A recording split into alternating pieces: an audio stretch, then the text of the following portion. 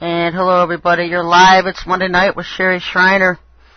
If you have any questions for the show, you can send them to SherryTalkRadio at yahoo.com.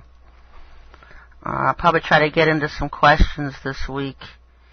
And they're playing with this microphone level for a little bit, so let me know if you can hear this okay. A lot of interesting things coming up. I know tonight I was going to talk about the second half of the tribulation period, and perhaps I'll get into that. Most notably, next week I'll be talking about that because there's other things I want to get into tonight.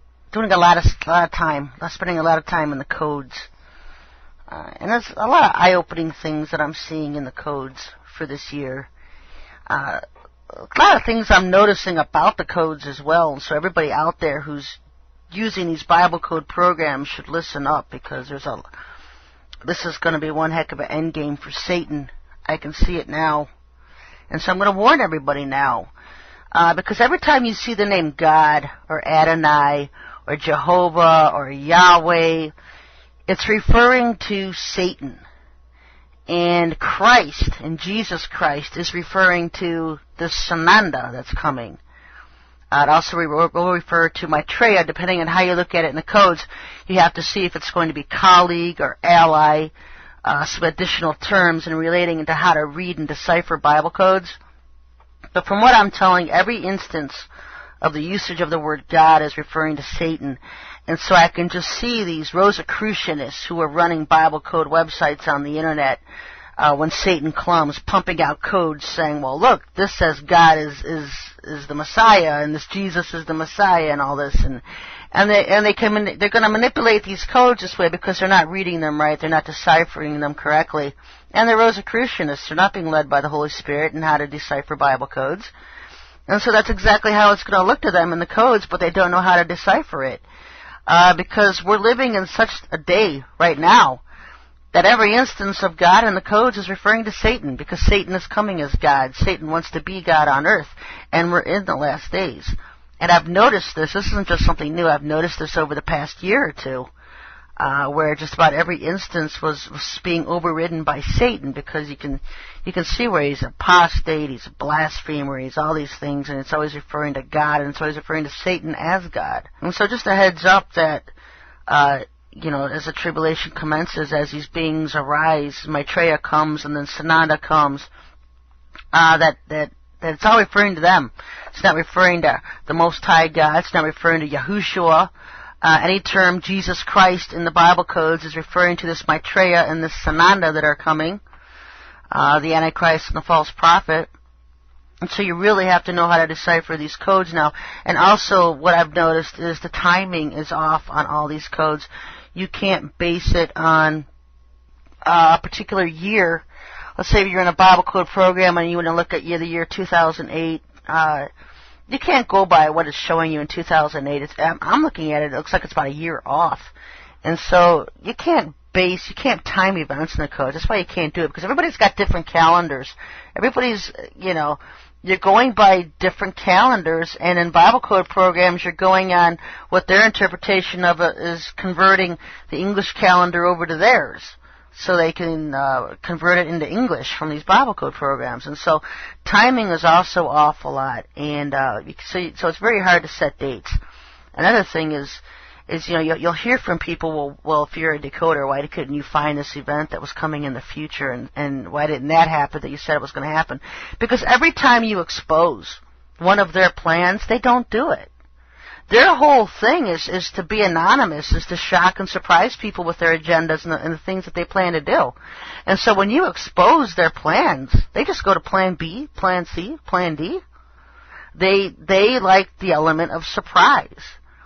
But it keeps me going, because the Lord always says I'm always one step ahead of them. I always shock them. I shake the gates of hell. I'm big on annoyance to them. And I love that. It means I'm doing my job. And so I'm not going to stop. There's sometimes I just won't even broadcast things. I really struggle with it because I could care less. I don't care if they assassinate one of their other lizards. Who cares? Let them get off the planet. And it's you find this, you get into this as the elections are coming up. because I've seen quite a few things in the codes in regards to elections. It's like, well, I don't know if I want to broadcast that or not, because if they change their plans, then they won't do it. And I don't care if they don't do it. I don't care if they do it. You know, I don't care one way or the other, because you're going to see a lot of positioning and infighting amongst the Satanists themselves. And at this point, I really don't care what the outcome is between these satanic factions. Let them battle it out between themselves. But people always ask me what I'm seeing and stuff like that. And so, and I have a hard time keeping quiet about anything. I'm just a big mouth, and usually when I see something, I end up just telling the Lord's people anyway. Just because I can't keep anything quiet. It's sounding off the rooftops, everything that's coming up. And so I thought I'd do that tonight, too, is give you some heads up on what's coming on. Obama, Barack Obama, and he seems to be a real likable guy. Folks, he's a psychopath. He's a lizard.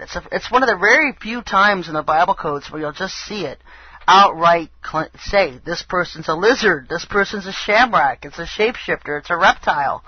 And when I saw it in his name, I was shocked, because it very rarely just pegs somebody right out and says, boom, he's a lizard. You'll see the term shamrock a lot because shapeshifters, and so you'll see that a lot with, like, you know, Washington officials and stuff like that. We all know they're shapeshifters, reptilian shapeshifters. Barack Obama is just outright lizard. And so I admonished people on my list yesterday. I was like, look at his forehead. Study his forehead carefully when you see this guy, because there's another Arnold Schwarzenegger. They look like they're just peeling their skin over their scaly lizard selves. And when you see them as humans, they just have these bulges and weird indentations in their faces and their necks. Their necks are really gross, even their hands.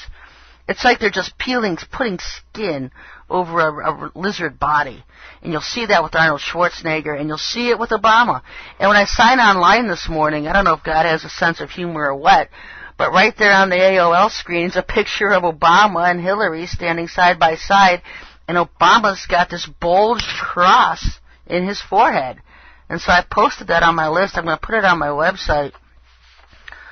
He's just got a clearly marked cross in his forehead. And I've always said to watch out, because a cross could be the mark of the beast. I had seen it, a cross chip. You get this little RFID in the form of a chip being placed in people.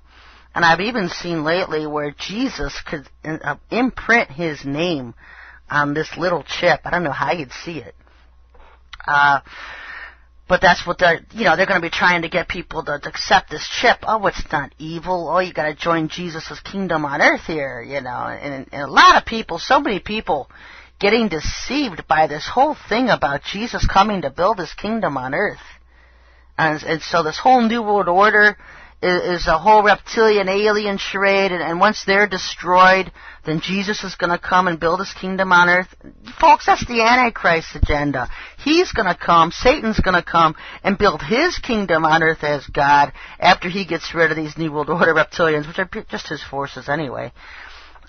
Jesus comes before that, after that, the real Jesus, the real Son of God. Remember, Satan comes first, and Satan is not here yet. Satan comes with the arrival of Maitreya and Sananda, this Jesus Christ that's coming on earth as the false prophet, the one who is going to enforce that everybody accept this mark, this chip, in or on their right hand or forehead.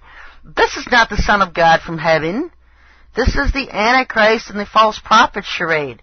And we got to go through that whole thing before the real Son of God comes on heaven and destroys earth and sets up his millennial reign.